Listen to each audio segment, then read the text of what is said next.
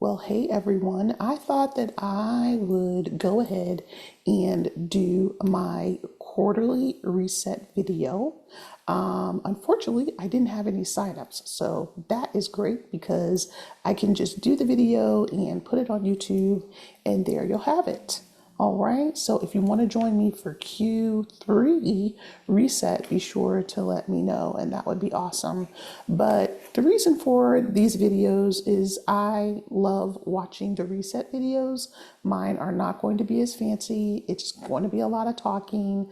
I'll show you a couple things on different websites, but it's really just fun to think about goals, what you've done, and to have some reflection time. And this is kind of my video log, light vlog style.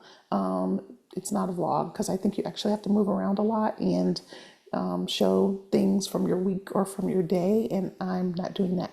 So if you enjoy the talking type of YouTube videos and the people that do those, I'm the girl for you. So I am going to show you everything that I wrote, a little outline about what I'm going to be talking about. And I will show that like right now. It's the first thing that I guess I can show you too is what I'm going to be using. This is kind of all the little notes that I wrote out, and I'll go into them in detail. And then I love the sticky notes. They are so fun. You can do all kinds of colors. There are not that many colors. There's like 4 colors, but I've been using those a long time, and this one is pretty long. It goes way further than this little snippet that I'm showing you. But I just jot down things. And another time, I'll put those things into like a Word doc or something that I need to capture. But most of the stuff I put on the sticky notes is just for a little bit of time. And after I use it, like I'll put a link to a meeting that I have to go to later that day to save it. And then at the end of the day, I'll just delete it all. Or you can delete the whole sticky note, or you can delete parts of it, which is really, really fun. So that's the first thing that I've loved, but I've been using that for like 4 or 5 years. They have a Google version, they have an app version. I am on a Mac, just in case you're curious, a desktop that I got in one of the years of the pandemic. Of the first 3 years, it was 2021 or 2022. I forget, but it costs about $1,900. It's a 27-inch Mac, and I love Mac. I'm a Mac girl since I got one in 2011 was my first Mac. Before that, I was a PC girl. So that has been so fun. What I was also going to do, if you're not new, if you do not know me, by the way, I'm not editing this video because I just don't have that kind of time, but if you are new to me, my name is Tracee Garner. I have written 20 books of romantic suspense, self-help, one inspirational book, self-help, life lessons, and thoughts for the journey. It's actually called Pack Light Thoughts for the Journey. But I've written 20 books, and I'm having such a hard time finishing book number 21. And I will talk about that because that's in my Q1 review. And I just don't know what the problem is with that book, but it's been really tough. And I know I'm going to finish it. I only have like 5 to maybe 10 chapters that I need to finish. They're all written, they just need editing by me. And so I have been messing around with that and need to stop procrastinating, but it's going to get done pretty soon here. So, how is it going? As I think about right now, it's going good. I'm giving myself a B plus. I think things are going good. I have a couple of jobs, not just one.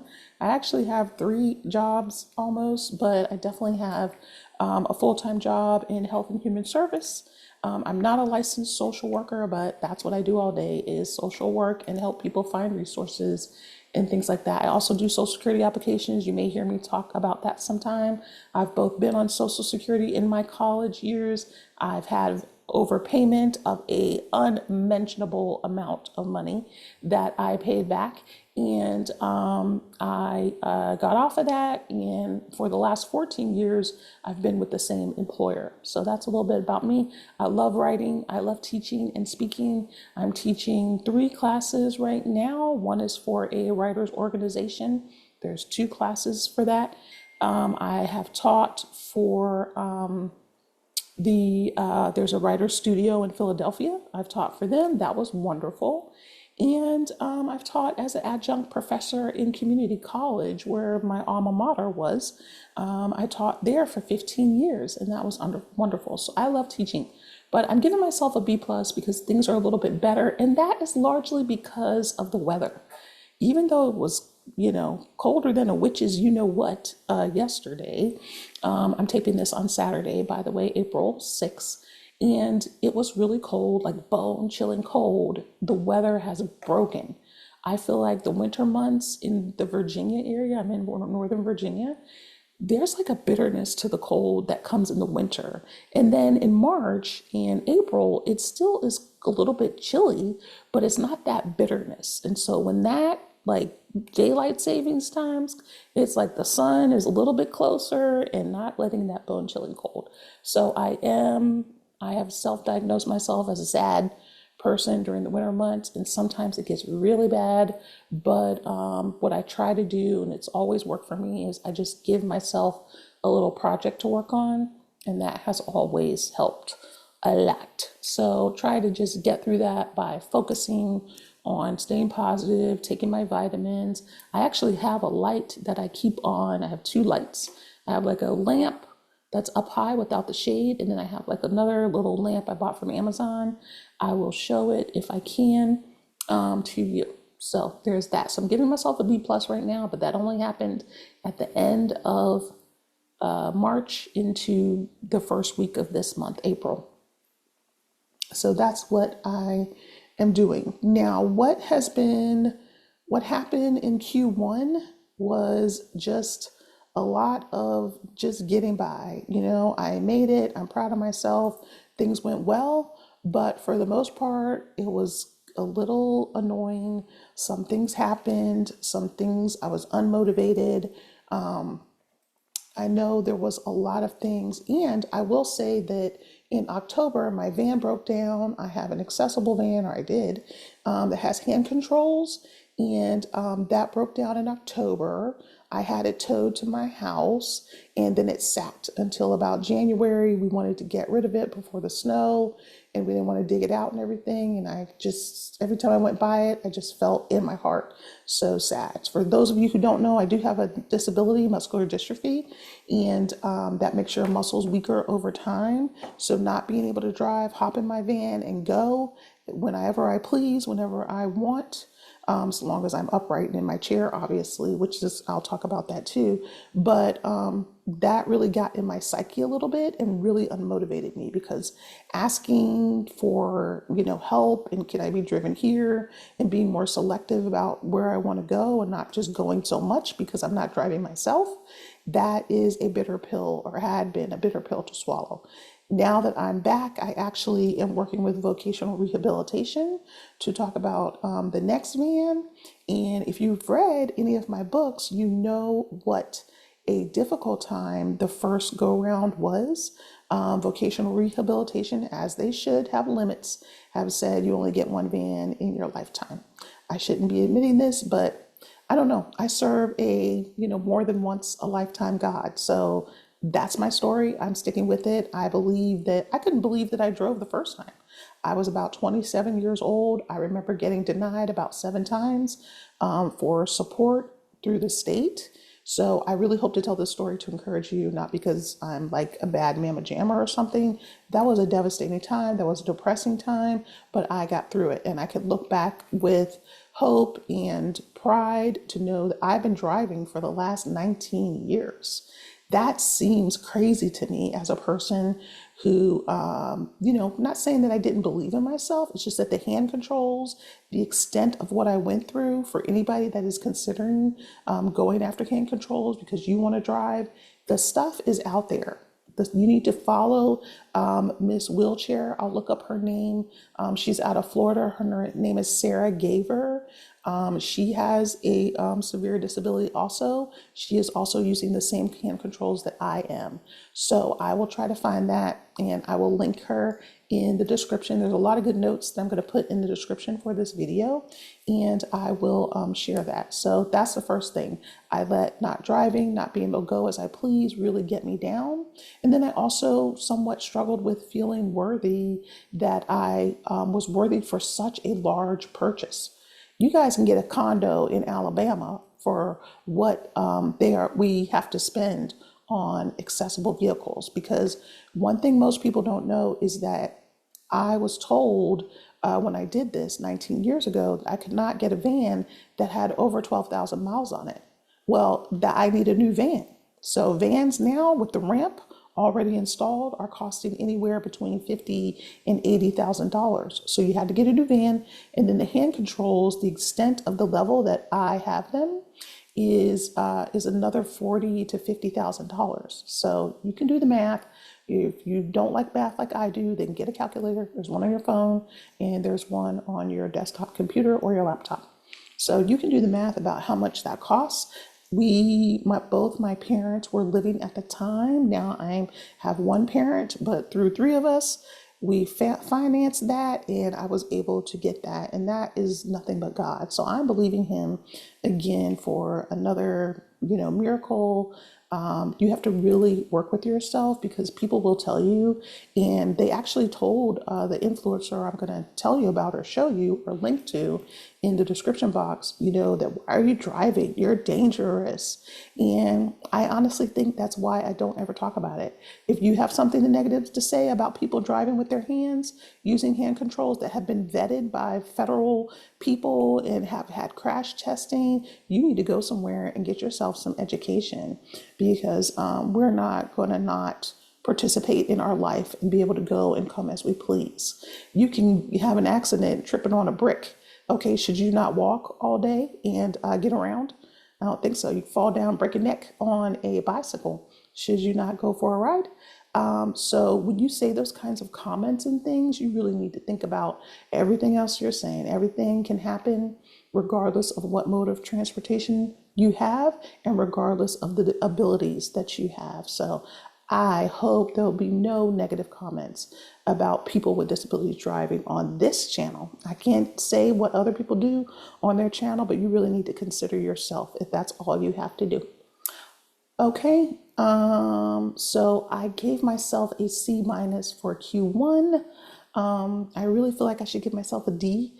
The unmotivation, the not finishing the book that I started in NaNoWriMo, National Novel Writing Month, in November. I actually wrote 50,000 words in 13 days.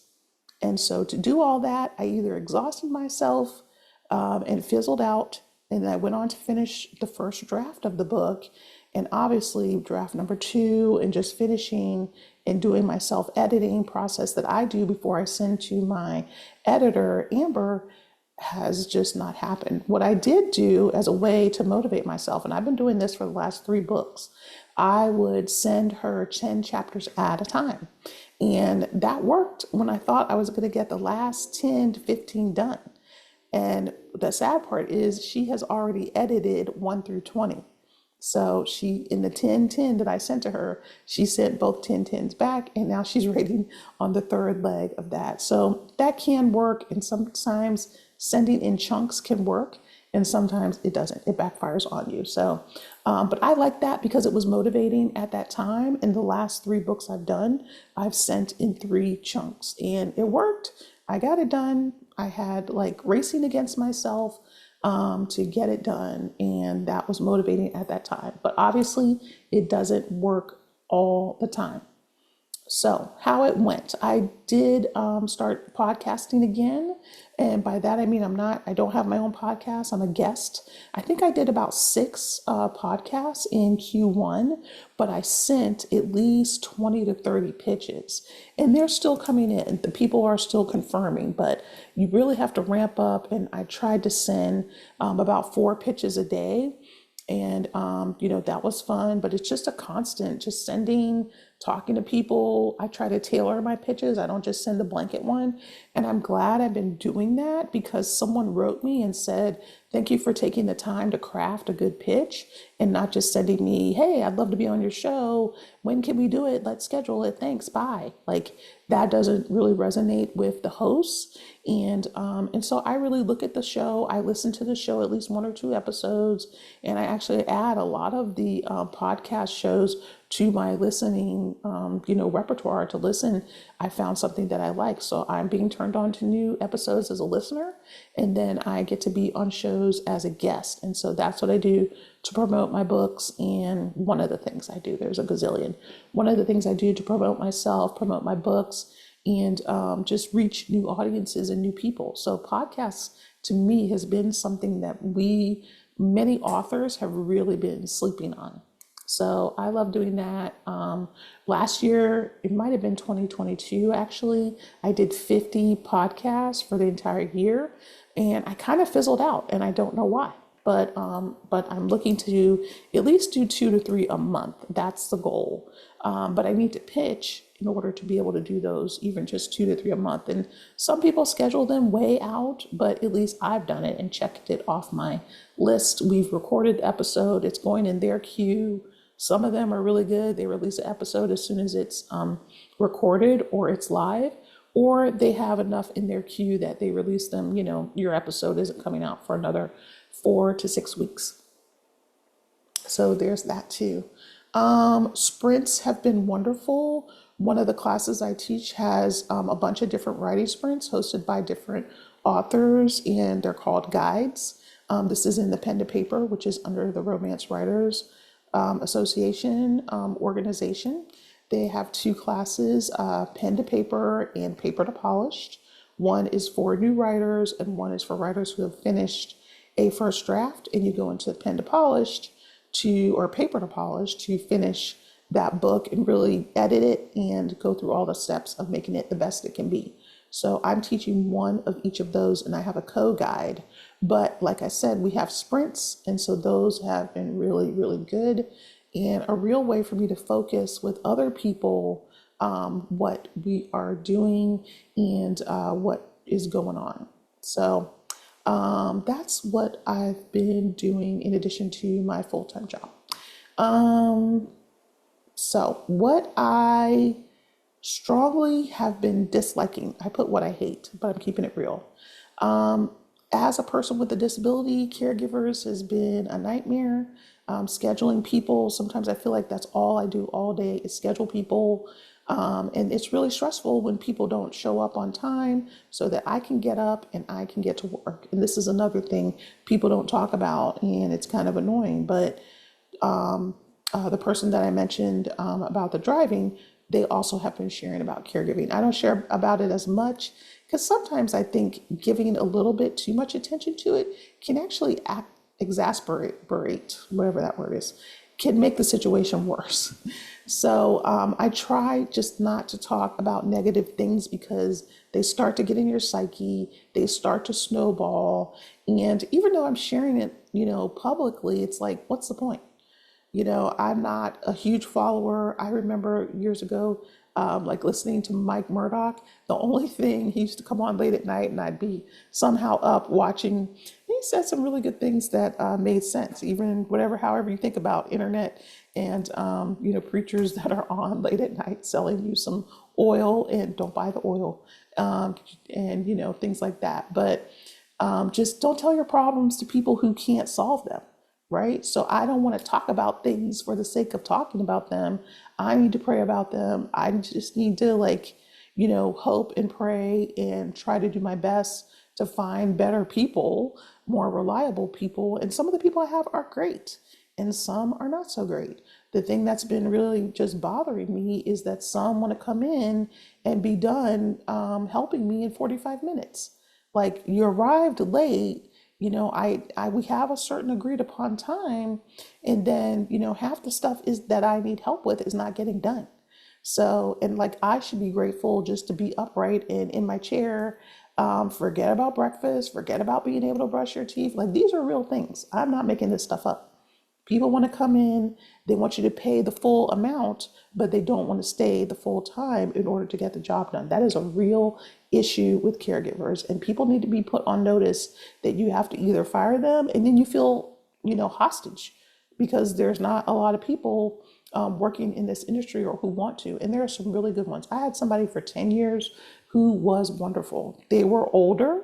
They were 60 some when they came to me. So they were a little bit old school and that helped. But those people are gone.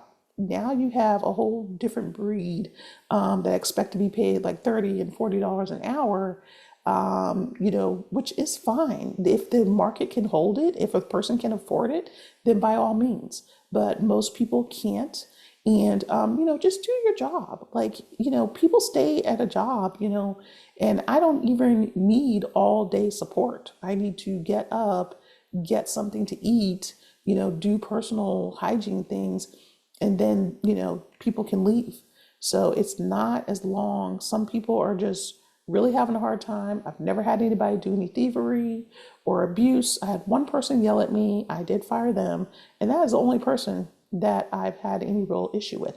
I just try to let people know this is the time. And if they can't adhere to that, then I try to start looking for someone else. If you're looking for caregivers, just word of mouth, posting in libraries. I have a whole list of how to find people, which I'm thinking about publishing for like 99 cents. It won't be much, just so people can get their hands on it. But that is a real issue. And the pandemic just exploded that issue and just made it 10 times worse. But that's my issue, just spending all day scheduling. Health seems fine. The other thing that probably put me in a funk last year was I got a new wheelchair. They charged the insurance $34,000, and I had a copay of about $6,000, and I am not using that wheelchair right now. I got that wheelchair back on October 25th of 2023, and we're in April because I'm waiting on parts. I'm waiting on things. And remember that the tools people with disabilities use become a part of them.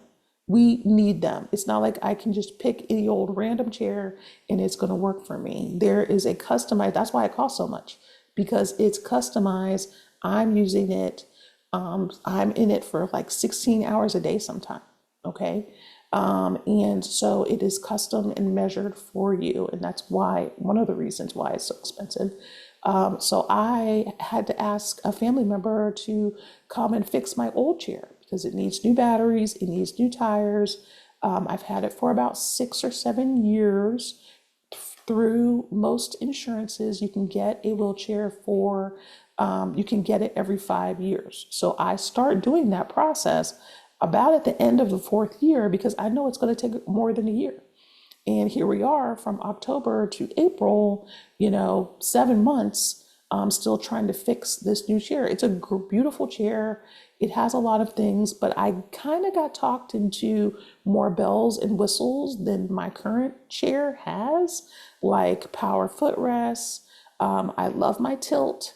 I don't think I need my recline, but I got that too. So power footrest, recline, tilt I always had for the last 3 or 4 chairs.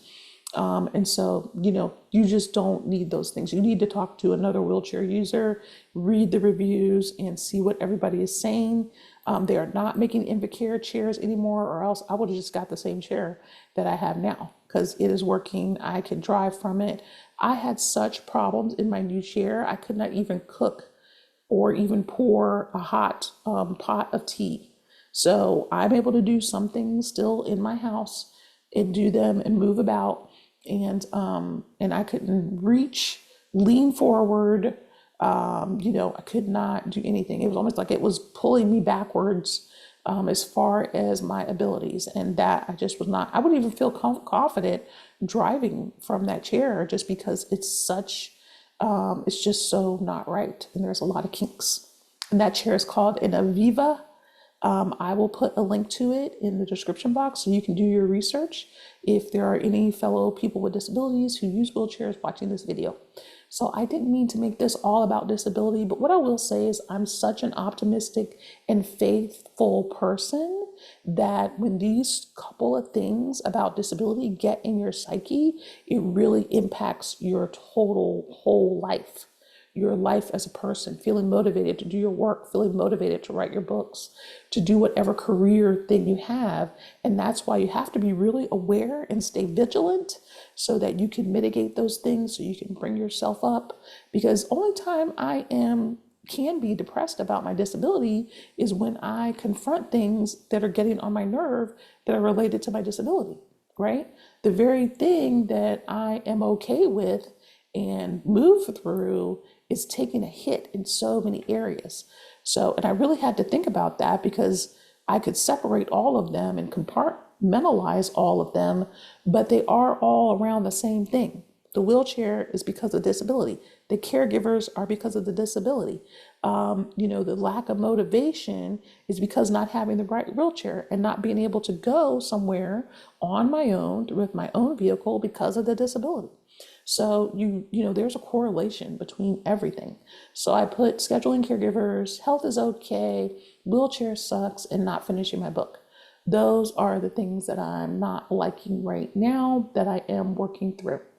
All right, so what I am loving, I actually have websites to show. I didn't take any pictures, but I'm going to tell you that let's start with, I'll save this one for last. This is really fun, and I can actually show that too. This new spreadsheet that I bought that I really like. I am a pen to paper girl. I have paper planners, but I'm actually like a hybrid. I use pen to paper, and I like writing things down. I like making to-do lists, but I also love, an electronic calendar that helps me keep track of everything. I can just put it in, and then I can also, duplicate and repost it in different things. So here's what I will show first. The first thing is just is my coffee. Yes, I drink Rise coffee. I'll get to this thing in a little bit, but I like the Rise coffee. The only thing, I've been actually drinking it for like 2 years. And I just haven't really talked about it. The only thing I don't like about the company is that they automatically, as soon as you buy one, they start the recurring thing, and they do not have a box for you to check to say, I don't want automatic delivery. So I drink a little bit every day, and I guess I'm just not drinking as much as other people because I have a lot left. And the second thing is that I can't drink it without this creamer. This creamer from Aldi, or any kind of creamer. Rise coffee has a very bitter taste, but I do think that it has been working for me. But the only thing I would say, it says focus, it says, all kinds of different things that it has to make you feel, really good. But I would say that I think it is helping with inflammation.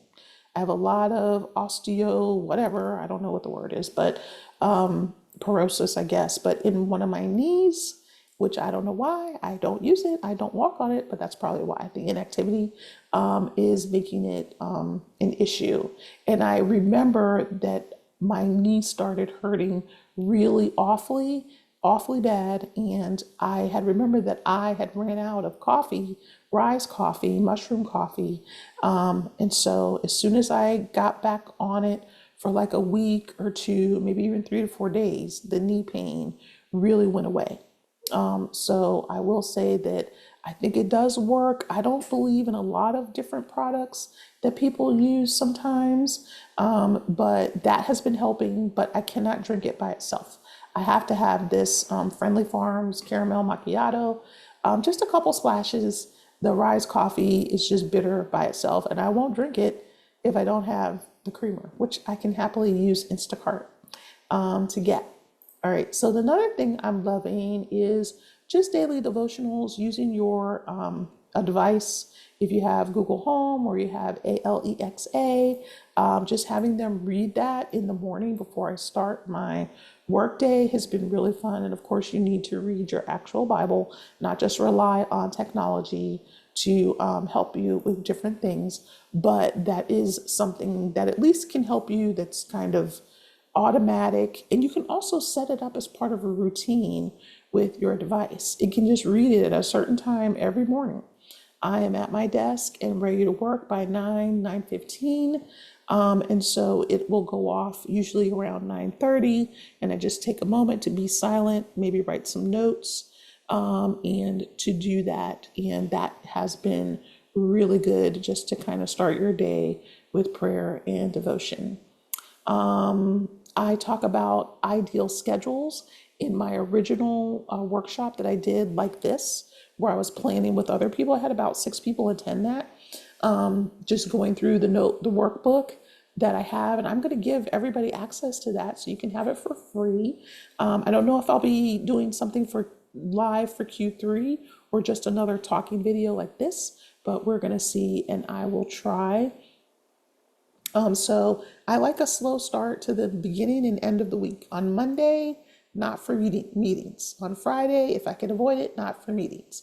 The rest of the week, back-to-back meetings, usually Tuesday, Wednesday, Thursday. And today I was actually at the Indie Author, it's actually a traditional author conference that is also hosted by the people that I'm teaching the class with. And I was on a diversity panel, which was really, really fun.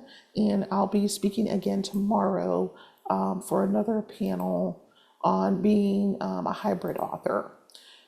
So there'll be that. And then the other thing, I love morning and night routines.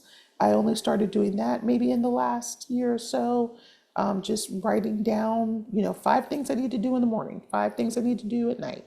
And so that really takes the pressure and the annoyance off of me that I don't know what do I need to do to shut down for the day, or what do I need to do to start for the day. So see other videos by other people on YouTube. Those are so good, and those will give you ideas to help you process your own, whatever needs to go into your version of your AM and night and PM routine. And then the last thing I'm loving is this spreadsheet that I bought from Press Reset. It is so cool. And I actually learned about this from Zoe Pritchard. I watch some of her videos. I watch a lot of videos on finance. And so that's why I have so many people. I'm not going to list people because it would just be annoying, but there's lots of influencers, lots of people that are on. Sorry, I can't find the share screen and talk at the same time. So this is what it looks like overall. You have your dashboard, and you need to, it won't let me edit that, but, and I did make a copy. You do have to make a copy, but I think this was like 21 or something dollars. And it's actually on sale. It cost me more. I think it was 32 for me, but I only started in March. And so I actually changed all the colors to let them be brighter and let them, so I changed everything up here: personal, wellness, financial, career, and spiritual. So I finished all of those, and I have to go back and check everything off. Then I just have this little list of things I think I will likely get. It's like a consideration list. It's just like, hey, do you really want this? When you're trying to do financial things, write it down, think about it. If you're in the store, you put it in your cart and you think about it, and then you may take it out later because you have changed your mind or what have you. So there is that. I'm not doing the weekly part, but the only 2 parts I'm doing are these with the goals, and then this one. I think I'm doing the daily habits in April, but I didn't do anything. I was just really getting the feel of it. What I love here too is, I'm not going to really show this because I am still filling it out, but I put my quarterly review of what I've done. I changed these questions to what have I done well in my finances. That's one of my focuses this year. What have I done well overall this month? How was I feeling in myself, in my mood? And that's that C- I already gave myself. And then the last question is, what are 3 or so things I will work on improving next quarter? So that's how I'm using this. It's really fun, and you just have it up on your desktop all day. You can enter in, but I'm really making a conscious effort. I was doing last year and the year before, I did monthly reflections at the end of each month. Now I'm just going to do them quarterly, and I may jot some notes down along the way about how things are going. So I just decided to do that quarterly, and instead of monthly, if I feel like I need to do something to really get off my chest, then I will do that, and I will write in it more. So those are the things that I'm loving this month: the devotion, the mushroom coffee, and I'm only sharing that. I've been loving it every month since I've been using it, but I'm sharing it because I never talk about or endorse any products. The slow start, the morning and PM routine, and the spreadsheet from Press Reset. All right, so my goals, and then I'm going to wrap up. Let me see if there's anything else that I have to share. My goals are to really finish the book. It is a book in a series. It's the last book, the 4th one in a series that I'm not talking about quite yet. I am going to release the cover soon on Instagram if you like looking at covers. Obviously, I write African American romance and mostly romantic suspense. So it is a romantic suspense book that is coming out, I'm hoping like maybe June. And it is self-published. I've self-published almost 18 books. And I had a book, a traditional contract for my first 3 books. And I still think about going back to traditional publishing, but I love being able to release books when I want to. And I also loved having a book contract, a book deal for my first 3 books. That is wonderful too. They are both great for different reasons, and there are drawbacks to both. Okay, so I talk about that in all the panels and workshops I've ever done. Finished book, release book, get book edited in Q2, which is now, and release book. Hopefully, if I can, if my editor sends it back and I have a chance to work on it, then I will release it in Q2, but I have to get it to her like this week. So she can have about 4 weeks or more sometimes, depending on who's already in the queue ahead of me. If she gets it back like in May, I might release it in June. If not, we're going to move to Q3. Focus on finance, and I have some goals around that. I want to go to the park a little bit more, get out more. A lot of parks are not that accessible for power wheelchair users. Also, I want to get out of my frumpy air. The pandemic really made me not care. Working from home, you can really slip into a frumpy era. So I'm trying to rise up out of that. As you can see, hair, earrings, the sweater, and it's hard to get back out of that and just, get back up. So I did buy some new clothes, went on a little splurge at a couple different places, mostly Kohl's and JCPenney. And the other thing I was loving, I did forget to say, was Ebony Online. It's a wig store. This is one of them, and they are really cheap. I love the Vivica Fox wigs. Those always seem like they are quality wigs, and so I really liked it. I couldn't find the name of the one that I have, but I think this one looks similar to it. Now, even though I am loving these at the moment, what I don't like is the way it feels to your hand. So that's the only thing I would say that is kind of annoying.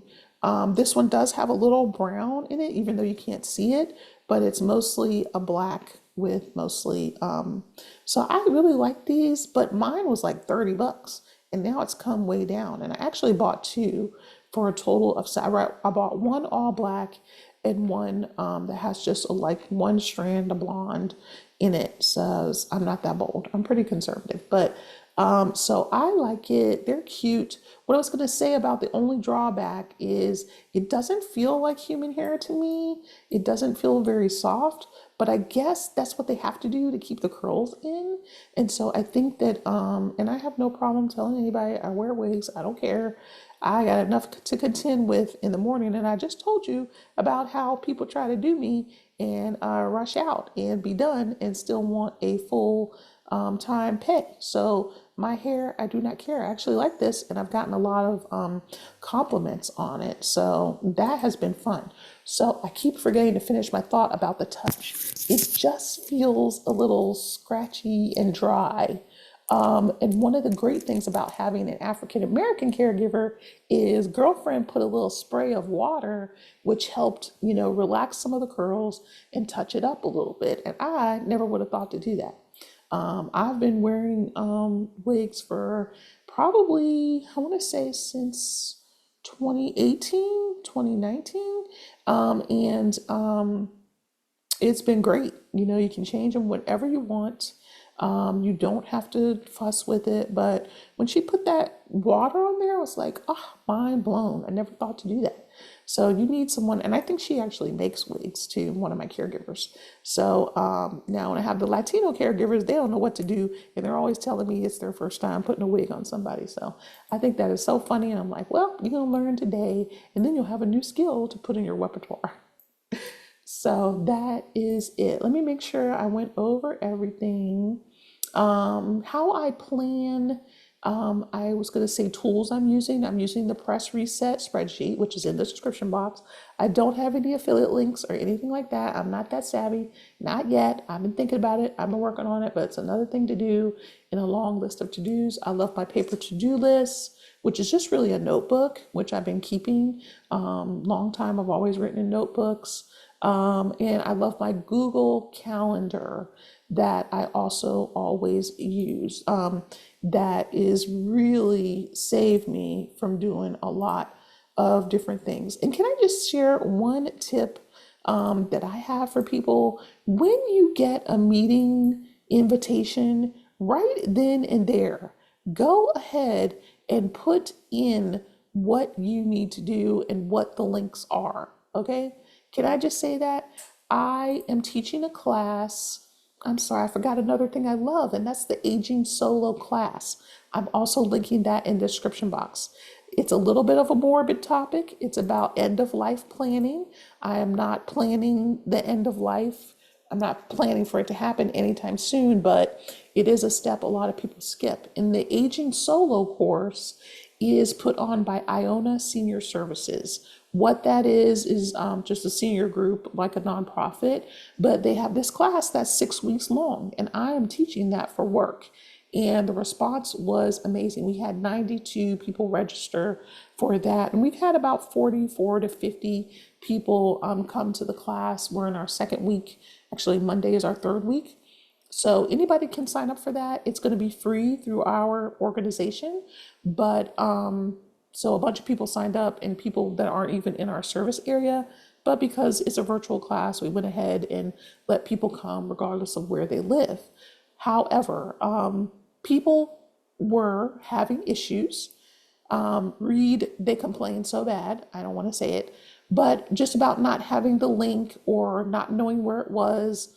And what had happened was, because we set up a registration, that meant that people had to use the link that was unique to them. And that happens a lot. Zoom often sends a link that is unique to you. And so I thought that I could share the link, but it didn't work for anybody. So there was a lot of headaches about that, about people writing, emailing, saying they couldn't get in, and offering to, like, so many complaints and all this kind of stuff. And so it would just, and people want to blame you sometimes when they are the ones who are not organized. You get a link from Zoom from every single thing you want to go to, copy the whole thing, put it into the calendar. What I do is I put it into the calendar and I set an alarm, set an alert 5 minutes, 10 minutes, 30 minutes before the start time. And you can also put, at least in Google Calendar, you can put the travel start. I feel like this is a very basic thing, but what's basic to you isn't basic to everybody else. So there's that. Makes sense to me, but sometimes people are not organized or what have you. So that was a very interesting, read painful learning experience. Just if if that happens, that you want to be organized. That is one really good way to be organized. And so to think about that, I will put the Aging Solo organization link into the box, and you can always email me about anything that I am talking about here.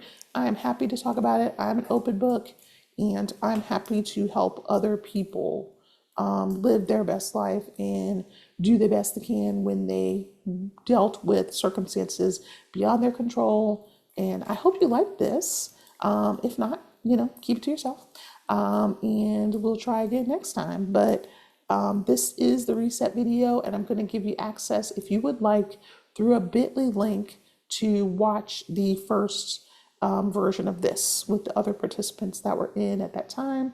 I talk a lot more about organization, goal setting, what I do to reach my own goals, and other things like that. I will see you next time. Enjoy. Thanks so much. Bye.